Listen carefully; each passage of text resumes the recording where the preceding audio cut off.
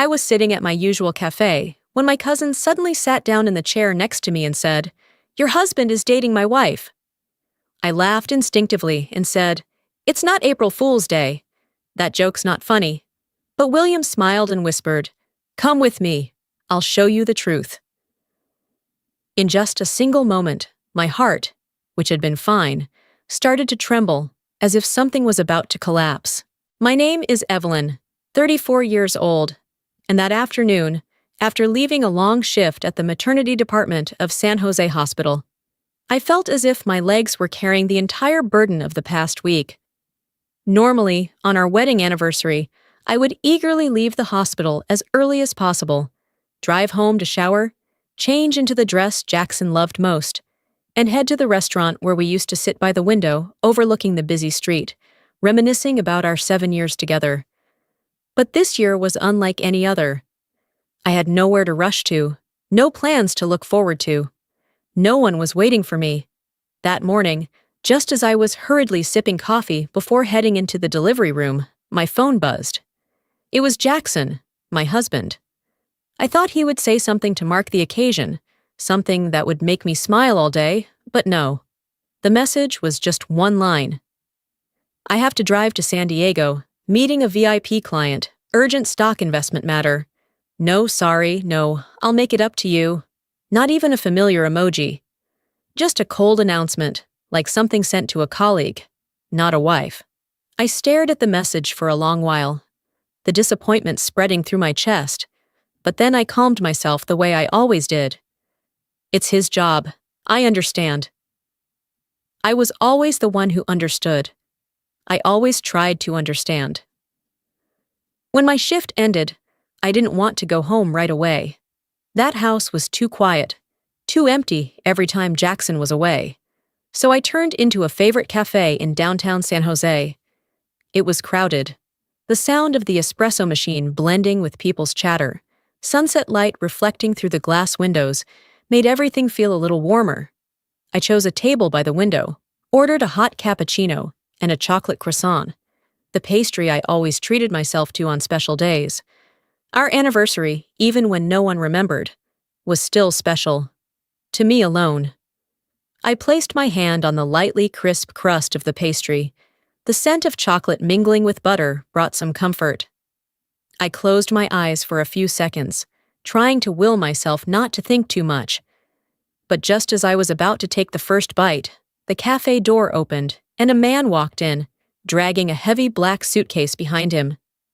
It was William, my maternal cousin, someone I didn't see often, but every time we met, I always felt reassured by his calmness.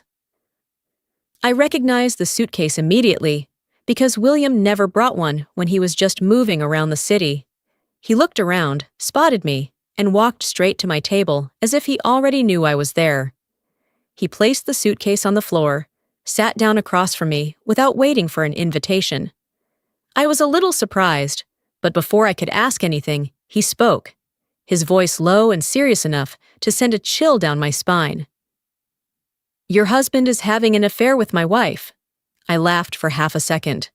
A reflexive laugh, because I couldn't imagine William saying something like that with such a dead serious face. I shook my head and replied, "That's not funny, William. Today is our 7th anniversary. Jackson is on his way to meet a client in San Diego." I said that like someone clinging to the last thread of logic in her life, as if by believing in the business trip story, everything would remain safe, my marriage would still be intact, and I wouldn't have to face something far more terrifying. But William didn't laugh. He didn't raise an eyebrow, didn't blink.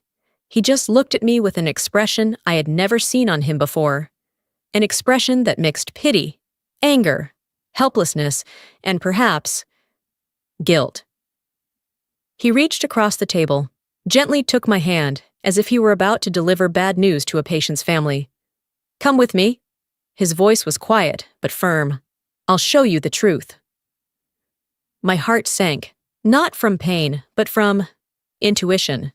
A very clear sense that this ordinary afternoon was about to open a door to something I could never turn back from. The croissant remained untouched on the plate, the cappuccino still steaming in front of me. but everything suddenly blurred, as if someone had pulled a tension wire in the air and thrown my life off its axis. I took a deep breath, and I stood up, because when a man like William, someone who has never exaggerated anything, looks you in the eye and says, "The truth is waiting ahead," you know it's time to face it. I followed him out of the cafe, my palms cold, feeling like I had just stepped through a door I wasn't prepared for. The parking lot was still crowded that afternoon, the late sun shining down on the cars pulling out, but all I remembered was the wind hitting my face as William opened the car door for me. I climbed into the passenger seat, closed the door, and in that moment, the silence was so thick I could hear my own heartbeat skipping. My state was strange, half believing, half afraid. Believing, because I knew William never made things up. Afraid, because a part of me still wanted to believe in Jackson, believe in our marriage. William got in, closed the door, and we were both silent for a few seconds. He stared straight ahead, as if trying to arrange his words so he wouldn't hurt me more. Then, finally, he spoke, voice low, with a hint of strain. "I'm sorry, Evelyn. I should have told you earlier." I turned to look at him. His face seemed years older since I last saw him, the dark circles under his eyes deeper, like he'd been through a psychological war for months. I forced a smile, though the corners of my mouth trembled slightly. "Why? Are you apologizing?" He sighed, a heavy breath that sent a chill down my spine. "Because I know you've always tried to protect your marriage. You always believe in others. I was afraid that if I told you, I'd be the one to destroy what you've been trying to hold on to." Each word hit me straight in the chest. I thought of the times I tried to fill the growing void between Jackson and me, the nights I waited for him, the conversations I always had to start, the business trips that became more and more frequent. Turns out I was the only one holding on. The car pulled out of the lot. William turned onto the highway. The evening wind slipped through the window cracks, tousling my hair, but my body felt like it was burning, trapped in a room with thick air. I looked down, and what startled me was the large black suitcase, carefully zipped, sitting right at my feet. It was so big that I wondered how I hadn't noticed it the moment he entered the cafe. I leaned down, placed my hand on the fabric surface, the cold of the metal seeping through the cloth. I asked softly, "Why? Did you bring this? Are you really going on a business trip?" William didn't look at me, but I clearly heard him swallow before replying, "No, this isn't a business suitcase." I looked up. His eyes flicked through the rearview mirror, and in them, I saw something like a pain that had been suppressed for far too long. "Inside here," he said slowly, "is all the evidence. Photos, videos, documents, recordings, files, everything you need to see." I held my breath. Whether from pain or fear, I wasn't sure, but my hands were shaking so much I had to grip the edge of the seat to stay calm. He continued, voice firm now, as if he had rehearsed this line for a long time.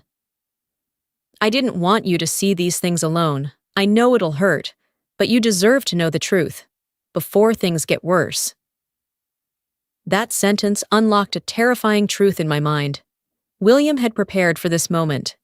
He knew I would be hurt. He knew I would break. And he knew. We didn't have much time left to pretend my marriage was still okay. I clenched my fists, tried to steady my voice. "Where are you taking me?" William looked straight at the long road opening ahead, the streetlights reflecting off the windshield like endless streaks of light. "To where they're meeting tonight," he said, "and you need to see it with your own eyes." My chest tightened.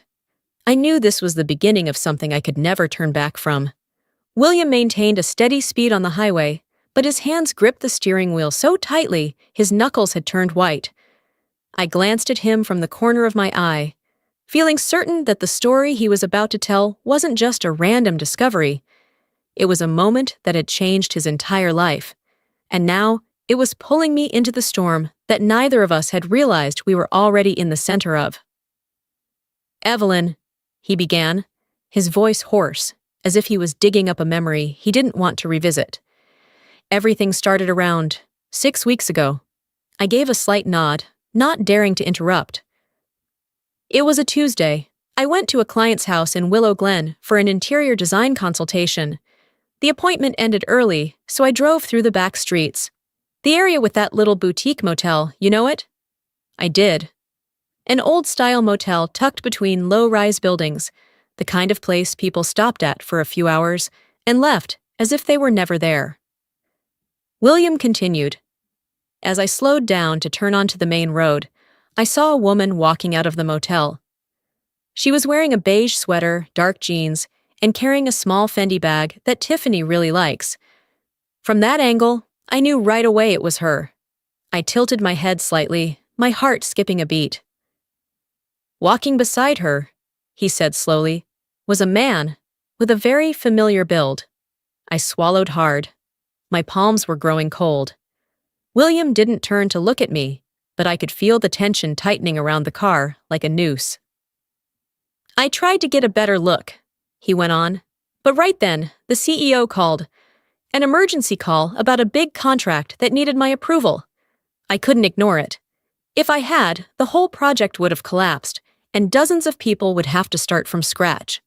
I closed my eyes for a second, picturing William sitting in his car, taking the call while trying to keep an eye on the two figures walking out of the motel. And I pictured that familiar-looking man walking close beside Tiffany, but I still didn't dare put the word Jackson into my thoughts. By the time I hung up and tried to circle back, William said, his voice lowering, they were gone. I only caught a glimpse of their backs turning onto a side street. The car kept moving forward, but the world inside me felt like it had slowed to a crawl. When I got home, William said, I asked Tiffany why she didn't answer my calls that afternoon. I'd tried a few times to set up dinner. She said she'd just gone to the fashion store late to check inventory for the manager. A simple statement, a smooth excuse, but in this context, it was dark and terrifying. From that moment, William tightened his grip slightly on the wheel. I felt something was off, but I still wanted to believe. I thought, maybe I saw wrong. Maybe I was tired, overthinking. I understood that feeling more than anyone, because in this moment, I was doing the exact same thing, clinging to the fragile hope that the man walking next to Tiffany that day wasn't Jackson, but the deepest part of my heart, the part untouched by reason, had already started to tremble. That should have, I whispered, my voice no longer steady, that should have been the moment to truly start doubting. William nodded, and in his eyes, I saw the pain he had buried for 6 long weeks. Yes, he said, but you and I, Evelyn, we're the same. We always want to believe the people we love, even when the truth is staring us right in the face. A sentence that made my chest tighten. For him, and for myself. William stayed silent after that last sentence, letting the heaviness fill the car, neither of us wanting to name what it was. I stared out the window. The road ahead stretched like an endless line, but inside me, a storm was starting to rise. I didn't know what I hoped for more, the truth, or the chance that this was all just a misunderstanding. William adjusted the rearview mirror and continued, his voice dropping, as if he were reliving the moment that shattered his marriage. The very next day, I hired a private investigator. I turned to him, my eyes widening. I wasn't surprised he'd hired someone. I was stunned thinking about how many weeks he'd carried this awful suspicion alone, with no one to talk to. I didn't want to do it, William added, but Tiffany's smile that night, it didn't look like someone who'd just gotten back from checking inventory. I saw something else. Something very different. I gave a faint nod. I understood that feeling, the kind of intuition women often have, and that men are sometimes afraid to admit. The investigator worked quickly, William said. He tracked silently, took photos, recorded audio, cross-checked schedules. A week later, he called me to his office. I felt my stomach tighten, His office was in Fremont, William said.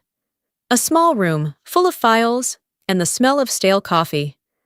When I walked in, he didn't say a word. Just slid a brown folder across the desk to me. I swallowed hard. I could almost see it all, as if I were there. William sitting in a wooden chair, yellow light casting down on his face, his hand trembling slightly as he opened the file. The first page, he said, was a photo of Tiffany walking into Jackson's house. My entire back went cold. Then photos of them together, entering that same boutique motel I saw the first time. He paused for a few seconds, took a deep breath. Then came photos of them at another motel. Then, at my house. Then, at your house. I felt like I couldn't breathe. And then I got to the last page, William said slowly. A clear shot of the man who had been walking with her 6 weeks ago. I already knew what he was about to say, but hearing it from his mouth still felt like being cut to the bone. It was Jackson, William said. Your husband. I turned my face away, digging my fingers into my coat pocket, my nails pressing painfully into my palm. William continued, his voice tightening. They've been having an affair for 8 months. 8 months. 8 months. More than 240 days, nearly 1/5 of a year, while I had still believed I was trying to preserve a marriage that, in truth, had already been destroyed by someone else. They only met, William went on, when you or I were away on extended business trips. Very discreet, very calculated.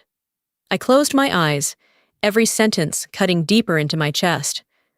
They met mostly in 2 places, Tiffany's house and Jackson's. And a few times, William added, at the boutique motel I saw them at. Every time he said the word house, my heart constricted a little more. My house, the one I had built corner by corner, chosen every kitchen item, hung every painting. His house, where I had dinner with them on weekends. All of it had been used as a breeding ground for betrayal. The worst part, William took a deep breath, was when the investigator sent me a bank statement. Jackson used your joint investment account to buy gifts for Tiffany. I opened my eyes. What joint account? I asked, my voice cracking. The joint investment fund you two had. You contributed much more than he did. The investigator listed the transactions. Chanel bags, silk garments, Louboutin shoes, dresses worth over $2,000. I suddenly felt nauseated. William spoke gently, like he feared every word might hurt me more. Evelyn, I even found a transaction for a Tiffany & Company, necklace worth over $6,000. He bought it for Tiffany. That name, Tiffany, suddenly burned in my ears. I turned toward the window, trying to breathe steadily, but my voice still trembled. Keep going, William. Don't hold anything back. William nodded, his eyes fixed straight ahead, as if trying to keep himself from falling apart while recounting it. And that was only the tip of the iceberg. William's last sentence echoed in my head as the car turned onto a quieter road. I sat still, clutching the seatbelt tightly, trying to stop myself from breaking down right there. But I knew what he was about to say next would be even heavier. William glanced at me once in the rearview mirror, making sure I was still steady enough to listen. Then he went on. 5 days ago, I decided I had to catch them in the act. I had to see it with my own eyes, so they couldn't deny it. I turned toward him, my brow furrowing slightly. I knew how cautious and disciplined William was. If he'd made a plan, it wasn't impulsive. I kept thinking, William said, how could I get Tiffany to reach out to Jackson without suspecting a thing? And then I had the idea to create a fake business trip. I felt my heart change rhythm. 5 days ago, he continued, I told Tiffany the company was sending me to Miami to finalize a major interior and landscaping contract for a luxury seaside resort chain. He paused, as if letting me imagine the scene. Tiffany sitting in their luxurious living room, William holding a stack of documents that looked like a real project. I prepared a complete mock contract, he said. Company logo, forged partner signatures, renderings, estimates. Everything looked real, so real no one would question it. I nodded slightly. William had worked in design for over 20 years. Preparing a professional-looking file in a few hours was nothing for him. When I showed it to Tiffany, William continued, she lit up. She hugged me, congratulated me. But her smile didn't look like a proud wife's smile. He turned to me, and the sadness in his eyes pierced straight through me. It looked like someone seeing a golden opportunity to meet her lover without needing to hide. I could feel his pain, the same pain now spreading through my own chest. William emphasized every word. When I saw Tiffany's eyes in that moment, I knew. Her mind wasn't on Miami. It wasn't on the deal. It was on Jackson. I tried to keep my breathing steady, though my throat had begun to burn. She asked what time my flight was. William continued. Asked how long I'd be gone. Asked if my manager was going with me. She asked too many things, and none of them were about work. They were all to make sure I'd really be gone long enough for them to have time together. He let out a dry laugh, not a happy sound, only bitter. That day, he said, Tiffany even said, I'm so proud of you. If you close this deal, the company will probably promote you to regional director. I shivered. Her words were too smooth, too natural, as if she'd rehearsed them before, or had long awaited the moment William would be out of the house. She also smiled, in a strange way. William added, not a joyful smile, but a smile of relief. I swallowed, asking softly, and you knew she would call Jackson right after? William nodded. Exactly, and I was right. That night, she thought I was asleep, but she called Jackson. I'll tell you about that part later. But from that smile, I knew the bait had worked. I leaned back against the seat, feeling like I'd just swallowed an ice-cold stone. Everything in William's story was too logical, too clear. I couldn't retreat into the safe zone of hope anymore. I exhaled slowly, my eyes staring blankly ahead. From that moment on, William said, his voice dropping lower, I understood. I wasn't just being betrayed.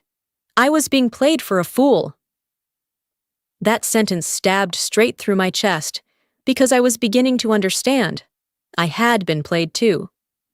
From that moment on, I understood that I wasn't just being betrayed. I was being treated like a fool. William's words still lingered in the air inside the car as we turned onto the narrow road leading out to the suburbs. I bit my lip hard, not daring to ask, because I knew the part he was about to share was when the truth would be laid bare. William exhaled deeply, as if preparing himself to rewind a film he had already watched once, far too painfully. That night, he began, I told Tiffany I wasn't feeling well. More precisely, I let her believe I'd caught a cold, that I couldn't keep working. I nodded slightly. I could imagine William, always strong, composed, forcing himself to act weak just so Tiffany wouldn't suspect a thing. I took an early shower, changed, and went to bed. William continued. She asked if I needed medicine. I said no. Then I got into bed and started snoring. I turned to him, eyes wide. You faked it? William pressed his lips together, nodding. I snored loudly on purpose, so she would be sure I was sound asleep. People who cheat always need that, a safe window before they sneak out. My hands began to grow cold. A man having to fake sleep, just to catch his own wife. It hurt in a way that no words could ever describe. I heard her footsteps pacing in the living room, William said, like she was checking everything. Then about 10 minutes later, the bedroom door creaked open. I held my breath. Tiffany peeked in, stared at me for a long time. The kind of look, to make sure I wouldn't suddenly wake up. He shrugged. I kept snoring steadily. I could almost feel the suffocating air of that room, the dim nightlight, the eerie silence, and a woman standing there, looking at her husband like he was an obstacle in her way. Eventually, William continued, she closed the door, and I heard the soft shuffle of her slippers going down the stairs. I clenched my fists, palms burning with anger on his behalf. I waited until her steps faded, then disappeared. William said. I opened my eyes, reached under the pillow for my phone, turned on the voice recorder. I looked at him, stunned by how thoroughly he had prepared. She went into the garage, he continued. When the garage door opened, I could hear the faint buzz of her phone vibrating as she dialed someone. My heart felt suspended in midair. I crept halfway down the stairs, William said, just close enough to hear the echo from the garage, but not close enough to be caught. I nodded faintly, throat dry. Then she said the first sentence. William's voice tightened, but remained composed. Baby, are you still awake? The air inside the car vanished. I heard everything, William said, eyes fixed on the road, unblinking, and I recorded every word. I swallowed hard, feeling every nerve in my body stretched to its limit. She told Jackson, William continued, that in 5 days I'd be going to Miami, that she'd arranged everything, that on that day, they'd go to my house to figure out how to transfer the assets under your name into Jackson's. I couldn't breathe, but William wasn't finished. What stunned me the most, he said softly, was how she referred to you. I turned to him, waiting. She said, "Your dumb little wife." It felt like someone punched me straight in the chest. I turned my face away, not wanting William to see my reddening eyes, but I couldn't keep the tremor out of my voice. You heard that whole call? Yeah, he replied slowly. And I recorded it. Every second. In that moment, I realized everything I had believed, everything I'd tried to hold on to, was collapsing piece by piece. Not from Jackson, not from Tiffany, but from the words spoken that night, in a cold garage where 2 traitors believed they were safe. William stopped talking for a moment, as if trying to regain his breath. The streetlight slid across the windshield, casting a pale yellow glow on his face, and I noticed his eyes were slightly red, weary, and hollow. He exhaled sharply before continuing, voice lower than before. After hearing that, I had to get back to bed immediately, or I was going to explode. He said his whole body had been shaking so badly it was hard to walk up the stairs. He lay back down in the same position, pulled the blanket over himself, and kept pretending to be asleep while his mind went completely blank. When Tiffany returned to the bedroom and stood in the doorway watching him, William said he had to regulate his breathing so carefully it hurt his chest. She thought he was still asleep and left the room, completely unaware that her entire call had been recorded. The next morning, Tiffany acted as if nothing had happened. She smiled faintly, asked if he wanted ginger tea. But that calmness only confirmed what William now understood. This woman no longer saw him as her husband, just a shadow in her way. I thought that phone call was the worst part, William said, eyes still staring ahead as if driving through memory itself. But I was wrong. The worst was still coming. I turned to him, hands clasped tightly together, like I was trying to hold on to something. Anything. I started checking everything, William continued. Tiffany's behavior, her work schedule, the times she said she was working late, and while I was going through your schedule, I realized something I couldn't ignore. I sat motionless. Jackson, William said slowly, has been meeting someone Tiffany knows more often than I expected. I frowned. Who? William swallowed before answering. A neurologist, a close friend of Tiffany's from college. My entire body felt thrown back against the seat. A chill spread from my spine to my neck, and I squeezed my hands even tighter. I checked the calendar, William said, and saw Jackson met with that person 3 times in the past 2 months. But those appointments didn't match any of your medical visits or any reason related to your health. I shook my head slightly, in disbelief, almost nauseated. Jackson had never taken me to see a neurologist. He didn't even like when I talked about the pressure at work. So the fact that he was seeing a neurologist unrelated to me was terrifying. William continued, his voice heavy with the weight of what he was about to reveal. I dug deeper, and the private investigator found a series of emails. Not many, just a few, but enough to understand.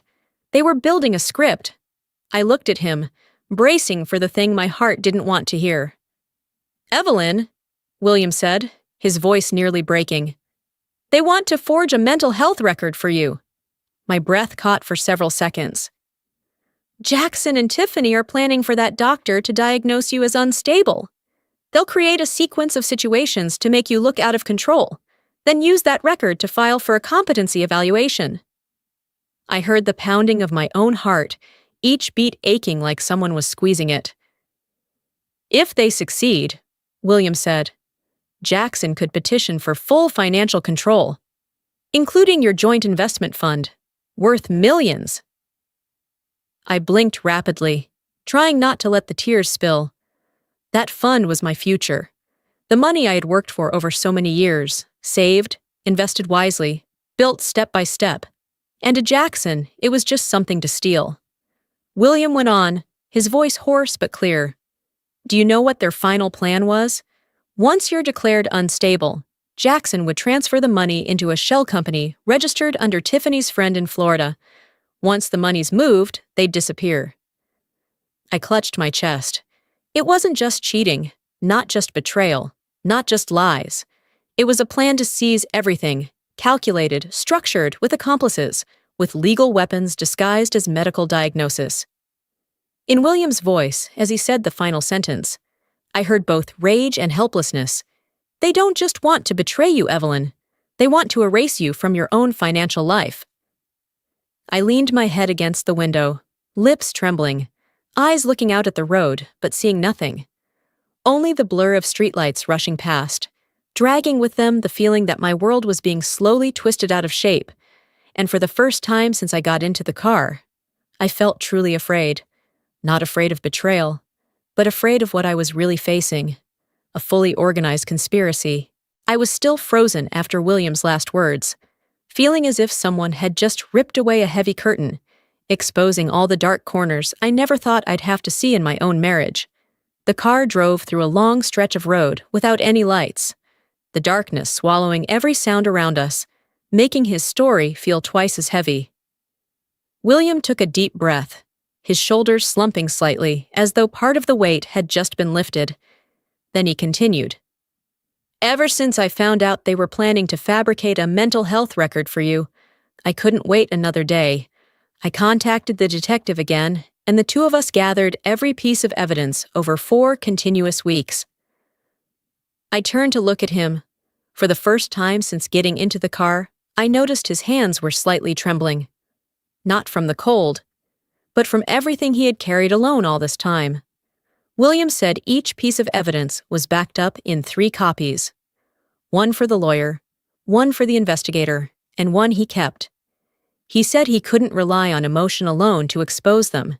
Everything had to be done properly, legally, because the person behind Jackson and Tiffany wasn't just anybody. A licensed neurologist in the state of California. Someone with the authority to sign off on any medical record. "I needed the right moment," William said slowly. One piece of evidence they couldn't refute.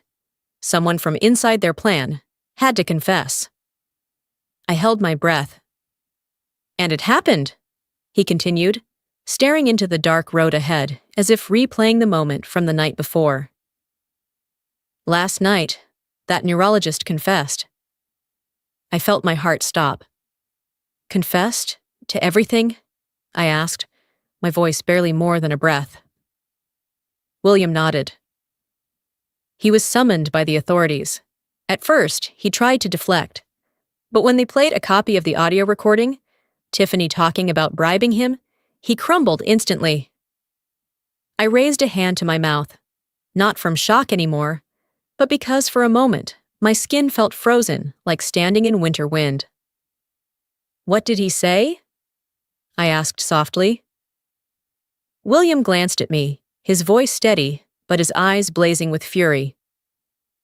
"He said Tiffany made the first move, that she promised him a personal fee, and Jackson would fund a fake investment as a cover. The sole purpose was to make you appear unstable, so Jackson could seize control of your assets. I closed my eyes. My throat was so tight it was hard to speak. He also said, William gripped the steering wheel. That Tiffany told him, that girl trusts people too much. A few sessions will be enough. I sat up straight, my whole body numb. Tiffany hadn't just betrayed me, not just cheated, not just been greedy. She saw me as an easy target, as prey. William continued, his voice steady but taut like a string about to snap. The authorities documented everything, confiscated his computer and appointment records, and last night, he officially signed a confession. I turned to look at William, and in my eyes was a mess of pain, shock, gratitude, and fear. He had done all of this alone. He had stood up and faced a conspiracy that, had it been only me, might have crushed me completely. William continued, his voice more resolute than I'd ever heard it. Today, I decided to end it. No more delays. No more giving them a second more. You deserve the whole truth, and I can't let you be lied to another second. The last streetlight passed above the windshield, revealing a brighter road ahead, and I knew this wasn't just a drive to expose Jackson and Tiffany. This was a journey to take my life back. William didn't say another word for the rest of the drive. The headlights swept past each house, each row of trees, every familiar corner of San Jose that now felt eerily foreign. I felt like the world I knew was sliding off its rails, and my heart, both aching and numb, couldn't bear another layer of truth. But I knew the worst was still ahead. Around 7 p.m., William turned into the narrow road leading to his house. A strange silence wrapped around the whole space, but as we approached the gate, I heard the first sound that pierced it. Music. Not loud, but loud enough to reach the driveway. A slow pop track, the kind people play when they want to create a cozy atmosphere. I looked at William. He said nothing, just pressed the brakes and switched off the headlights. Darkness fell over the two of us like a curtain. William placed his hands on the wheel for a few seconds, as if trying to hold back a rising pain. Then he turned to me. Are you ready? I wasn't ready. No one can ever be ready to see their husband and the woman they once considered family inside their own cousin's house. But I nodded.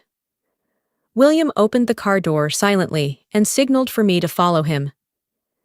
We stepped into the yard. The music grew clearer, echoing from a slightly opened living room window, casting out a warm golden light. The kind of light perfect for a private date, not for a betrayal. At the final step up to the door, William took a deep breath, gently turned the knob, and pushed it open. In a single moment, everything I had feared, suspected, and dreaded was completely exposed. Tiffany was sitting on Jackson's lap. Their bodies pressed tightly together, as if it was second nature. Her face leaned close to his ear, whispering something. Jackson's hand rested on her waist, naturally, possessively. The image hit me so hard, I had to grip the shoe cabinet to keep from falling. It wasn't just an affair, not just betrayal. It was intimacy so shameless it burned, right in William's own house, the man they were destroying. Tiffany noticed us first. In an instant, she shot up so fast the chair toppled over behind her, mouth gaping like she'd swallowed air. Her face turned pale, lips trembling, but unable to form words. Jackson was different. He didn't leap up, didn't scream, didn't panic. He froze, like a statue caught in a spotlight. Eyes wide, mouth slightly open, but unable to speak. In that instant, I saw in Jackson's eyes a disgusting mix of panic, fear, and shame. But more than anything, it was the look of someone who thought he'd never be caught, until the exact moment he was. No one spoke immediately. Only the music kept playing. Awkward, off-key, out of place with the wreckage unfolding in the room, as if even it knew it was witnessing something it shouldn't. I stood there, my whole body numb, heart crushed under the cruelty of what I was seeing. Tiffany clutched her shirt, stepped back, stammering, Evelyn, William, this isn't what it looks like. But even before she finished that line, I didn't believe her. Not what it looks like? It was exactly what we thought. And worse. So much worse that every excuse became a joke inside that music-filled house. Tiffany kept backing away, repeating the same tired line every cheater says to cling to the last shred of hope. No, it's not what you think. But her voice shook so badly, even she didn't believe her own words. She clutched her shirt tight, eyes wide, panicking like a trapped animal. William didn't answer, didn't shout, didn't get emotional. He just walked straight to the dining table, where Tiffany and Jackson had just been getting cozy, and slammed a thick folder of evidence down. The sound of it hitting the wood echoed so loudly, the entire room fell silent. Even the music seemed ridiculous in the background. The photos fanned out. Tiffany getting into Jackson's car. The two of them kissing in front of the boutique motel. Them entering my house. Them spending the night at Williams. Each page was a stab. Tiffany stood frozen. Jackson took a step back, hand gripping the table like he needed something to keep from collapsing. William pulled out his phone, opened the recording file. And in that wide, silent house, Tiffany's voice from the garage played loud and clear, enough to make her break into tears. Baby, in 5 days, my old man's going on a trip. Come to my place. We'll discuss how to handle Evelyn's assets, your dumb little wife. The last sentence dropped into the room like a bomb. I looked at Tiffany, and in that moment, I saw her completely fall apart. Jackson froze, his eyes squinting like someone hearing a death sentence. He opened his mouth to say something, but William cut him off. Let me tell you both, he said, voice calm to the point of terrifying. I've sent all this evidence to both your HR departments. That line shattered any hope they had of escape. Tiffany could barely stand. Jackson exhaled deeply, shoulders sagging like a man shot through the spine. But William wasn't finished. He reached into his bag and pulled out a folded paper, slapping it down on the table in front of Tiffany. It hadn't even flattened yet, but the header was clear. Petition for dissolution of marriage, State of California. Sign it, William said, voice completely steady. You have 30 minutes to get out of my house. Tiffany trembled so badly she had to hold onto a chair. Her tears hit the table, but none of us cared to hear her anymore. William had endured enough, and so had I. I turned and walked toward the door. No need to look back. No need to hear another word from them. But Jackson ran after me, grabbing my arm, his voice panicked like a drowning man. Evelyn, let me explain. I was tricked. Tiffany set me up. I pulled my arm free, so cold I didn't recognize myself. Jackson. I looked him straight in the eyes. No trembling, no pain, just the raw, bare truth. You can save your explanation for the police and the court. He froze, like someone whose spine had just snapped. I turned and kept walking. The door behind me closed, shutting me off from the lies, the betrayal, and the conspiracy they had built for 8 months. What lay ahead wasn't freedom, but for the first time, I was close enough to touch it. When William's front door shut behind us, the click sounded like a final period I didn't have to say aloud. That night, I didn't return to my home. Not to the place where Jackson used to kiss me during rushed mornings, used to hold me after exhausting shifts, used to whisper words that now chilled me when I remembered them. I checked into a small hotel in downtown San Jose, where the soft yellow hallway lights and the familiar scent of hotel soap helped me stay calm. At least a little. I turned off my phone, unwilling to see his name pop up, unwilling to hear anyone tell me to stay calm or to give him a chance to explain. I needed silence. I needed to separate myself from everything. I needed to reassemble the pieces of memory that had just been torn apart. The next morning, as I opened a tiramisu from the hotel cafe, I realized my hands were still trembling. But for the first time in months, I didn't have to pretend to be okay. I didn't have to smile at anyone. I didn't have to force myself to fit into a marriage that had been hollow for far too long. I stayed at that hotel for 3 days. I didn't answer calls, didn't reply to emails, spoke to no one but William. On the 3rd day, Just as I finished my first sip of coffee, my phone buzzed. A message from William.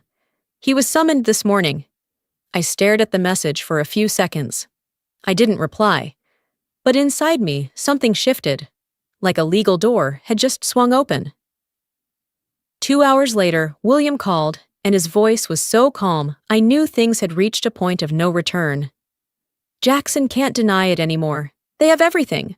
The call, the financial transactions, the emails with the neurologist, the appointment logs, hotel surveillance. I sat down on the edge of the bed, hands on my knees, eyes fixed on the gray carpet beneath me. And, William continued, he confessed. I closed my eyes. No joy, no satisfaction, no vengeance, just relief. The kind of relief when a heavy door finally closes behind you. What did he confess to? I asked, my voice thin as thread. William answered immediately, firmly. Financial fraud and conspiracy to commit medical deception. I nodded slightly, even though no one was watching me. I knew those charges weren't small, especially in a context involving falsified health records, fabricated diagnoses, and a target with medical authority like me. In the U.S., this wasn't something that could be settled with a few mediation sessions. What surprised me was, I didn't cry, I didn't scream, I didn't shake. I just exhaled slowly, placed the phone on the table, and looked out the window. The afternoon sun cast soft light on the buildings across the street. People still walked by, as if the world hadn't shifted because a marriage just collapsed. But for me, the moment Jackson confessed wasn't just an ending. It was a beginning of a life I never thought I'd have to step into. A life where I was no longer the wife being used, no longer the woman seen as foolish, no longer the target of a conspiracy, but a woman standing, for the first time, to reclaim everything that was hers. 4 months after Jackson's interrogation, my life entered a phase I never imagined when I got married. The phase of standing in court, facing my former husband, the man who once held my hand beneath a church dome, now sitting in pale orange prison attire, handcuffs just removed, his eyes devoid of confidence or pride. The divorce trial moved faster than expected, as Jackson had already confessed to the authorities. The prosecutor simply presented what was already clear in the files: medical fraud conspiracy, financial deception, deliberate collusion with a licensed physician to forge false records for the purpose of asset theft. I remember clearly the moment the judge read the final decision. Her voice was deep, firm, and without hesitation. Divorce granted. Asset division, 85-15 in favor of the plaintiff, Mrs. Evelyn. I stood there, inhaled deeply. No joy, no sadness, just the feeling of being returned to myself. The portion I received wasn't just a number. It was the result of over 10 years in the medical field, sleepless shifts, self-earned scholarships, meticulously calculated investments, and sacrifices Jackson never understood.